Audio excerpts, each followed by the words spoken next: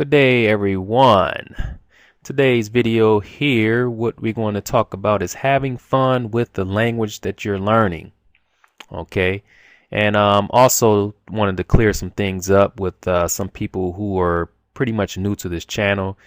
They've been confused by certain terms I use when I refer to language learning. So as you guys can see, I have a list of special words here. Lingo, special lingo for learning foreign languages. So associating languages with another hobby, we have video games, fishing, and then some other random ones, starting up the lawnmower boot camp, old school kung fu flicks. I will get into that here shortly. So for me, a lot of the motivation, people wonder why I'm so motivated, where I get all my motivation from. I try to associate language learning with other hobbies and other things I like doing. So like video games, you guys know that I'm heavily into video games, and I try to associate language learning with that. Okay, so I try to associate language learning with that, and I use leveling up, level up. That pretty much came from the video games. Now a lot of my followers are into video games as well, so of course they can relate to me when I use this leveling up, especially if they're playing video games, or it doesn't matter, just leveling up period. They understand what that means, and the same concept can be applied to language learning. So if you guys don't play video games, basically when you level up, I'll use an RPG, for example, Final Fantasy or Chrono Cross. Let's use Chrono Cross. You go out. Okay, you start off fresh with the character. You have no, like, I'll say level 1. You have no EXPs. You have no experience points. You have to actually go out in the battlefield and fight enemies to obtain these EXPs. And the more EXPs you gain, the stronger your not only will your character get stronger, but you'll also gain a level. Okay, so when you look at that and try to compare that with language learning, it makes sense. It's the same concept applies in language learning. And in my case, getting out there speaking with native speakers. Okay, when the more you speak with native speakers, practicing the language, the more experience you get, and that's going to make you stronger in the language. It's all about experience. So that's why I like to use leveling up whenever I speak with native speakers, because it's part of the experience. And another thing I mentioned in another video about, like, on Chrono Cross, you start off with a wooden sword, and a wooden sword is weak. It's pretty weak. So you have to use that until you acquire enough EXPs to get because you get EXPs. Let's see, you get the EXP points. Then you get the gil, or the money. You get money for fighting bosses as well. So the more you fight, the more experience points you get, and the more money you obtain. And you use that money to go buy a new sword, a stronger sword. Okay, so that's what makes this process fun for me. I like using those. I like to use a lot of metaphors and analogies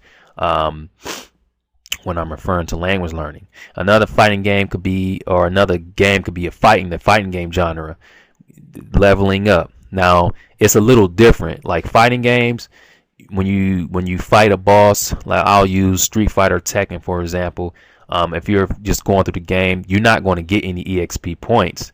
Now they do have certain battle modes like Soul Calibur or whatever that you can like walk through and get points, but like the regular game, you don't get EXPs or any of that stuff. The leveling up there in fighting games is basically when you're entering tournaments and you're fighting different opponents. You train your character, you get in practice mode, that's part of input training.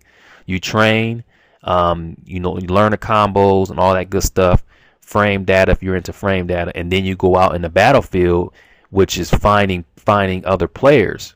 You find other players and you fight with them, and you're leveling up, because that player may be on the same level as you are, and you fight him. You guys, first to 10, first to 5, or whatever, you just gain experience points. You fight someone who's way better than you, you get beat down first to 10, you gain EXP. So either way, you're gaining experience points. It doesn't matter what the case is. Now in language learning, like I always say, it doesn't matter what level you're on. If you're, if you're basic level, whatever, beginner, and you're getting out there practicing with native speaker, it doesn't matter because you have to start from somewhere. It's the same concept, right? So that's that for the video games. Now fishing, I love fishing, and one thing I use from fishing is keeping that fish on the line. I think I used this in one of my level up videos where I was trying to get some practice with the Japanese, and we were basically following these Japanese people around the store, and it was just kind of difficult, and they almost got away. We had the fish on the line, and the fish was we almost let the fish get away. So I think in that video I said to keep the white bass on a line or something like that. So that's something else I like to use to associate with in language learning. So I just like to use those those terms because it makes the process fun. It's just fun to make stuff up like that. So, and other things like at the bottom, starting up the lawnmower, that basically we all know what starting a lawnmower is. You jumpstart the lawnmower to get it started, and I like to use this for starting up conversations, initiating conversations. Start the lawnmower. I'll say, oh, okay, I'm about to go over here and start this lawnmower. I haven't used this for a while. I've used level up more, but starting up the lawnmower is one of the old sayings I used a long time ago. So starting up the lawnmower, getting the conversation started. If you don't get the conversation started, if you fail, then it's the same. You try to start up the lawnmower, and the lawnmower is not starting up. You trying to start it up, and it just won't start.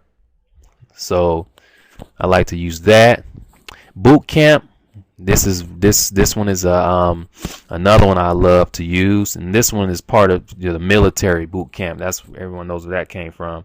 So basically, boot camp is just the input. You in boot camp. You just at home. You doing all your input. That's boot camp. That's basically what that is. Then old school kung fu flicks. I know it may seem corny to a lot of people. All this stuff here that I have listed today. A lot of stuff may seem corny, but I get a lot of my motivation for watching old school kung fu flicks. Certain flicks I just get motivated, and then the motivation, it just makes me want to, I don't know, I just apply that motivation to my language learning. So yeah, I just wanted to make this video just to show you guys this, and just to let you know, when you're learning a language, you have to find ways to have fun. It's language learning is, hate to say it, but it's a difficult process. It takes time, and you don't want to, be learning a language and just thinking how hard it is and how much time it's going to take to get good in it. You have to find ways to have fun with the language, and I can find many ways to have fun. That's why I stay motivated. I stay very, very motivated because of this. So yep, that's my message. My message is just to find different ways to have fun with the language, and you will see that time go by very, very, very quick. Very, very quick. So that's it. Thanks for viewing, and let me know what you guys think.